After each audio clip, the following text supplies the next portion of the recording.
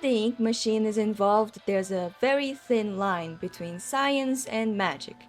And the ink demon uses that line like it's a jump rope. I'm your host Anim Tai, and this is the second part of turning Batum from a horror game to a goofy slice of life. Full videos already out on YouTube, by the way. The way the machine works is pretty unclear on whether it's actual magic, actual science, or whatever. It brings flavor to it, honestly. What we do know for sure is that we can bring the studio's characters to life, but for it to work properly, it needs a living soul. The original Ink Demon wasn't created with one, and so he looked and felt off, eventually leading Joey to order for him to be locked away.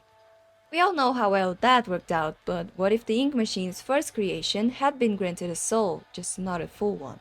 In this version, Joey is much more present in the creation of the ink machine, with the mindset that if you want something done right, you should do it yourself. While this new project started like usual, it soon started to take more resources than it should, for a longer time than it should. The studio as a whole starts to grow both annoyed and even concerned. Henry himself warns Joey to call it off given the amount of all-nighters he pulled to work on something that at this point was causing more harm than good.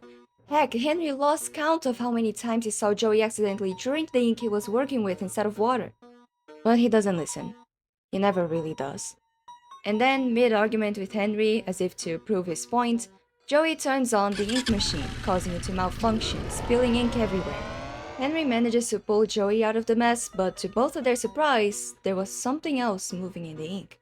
Joey rushes and puts a wooden dummy next to the creature, which manages to use it as a way to maintain some structure.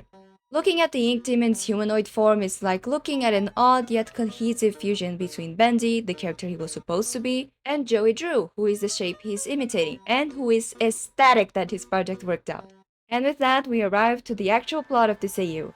Trying to bring Bendy to the big screens with the help of the creature Joey named Inky, despite how much both the Ink Demon and Henry cringe at the name. All while hiding the fact that he's a supernatural entity, man-created entity, actual demon, actual Bendy. Regardless of what he is, that information becoming public could scare off investors, so it's best to avoid it. Due to him being both the catalyst of the story and a direct consequence to Joey's actions, I had to change him drastically from his in-game version. I decided to focus on his shape-shifting abilities as a possible way for him to pass as a normal human with the help of wooden vessels. This would be useful for him to walk around the lively studio freely as one of the employees. The Ink Demon, Indigo Damon, is always supervising and helping anyone in any way he can, so they don't really question his uncanny smile, or his pitch black eyes, or the fact that no one has seen him leave the studio after working hours. Maybe he just has the extra job of helping Joey close for the day, so let the man work.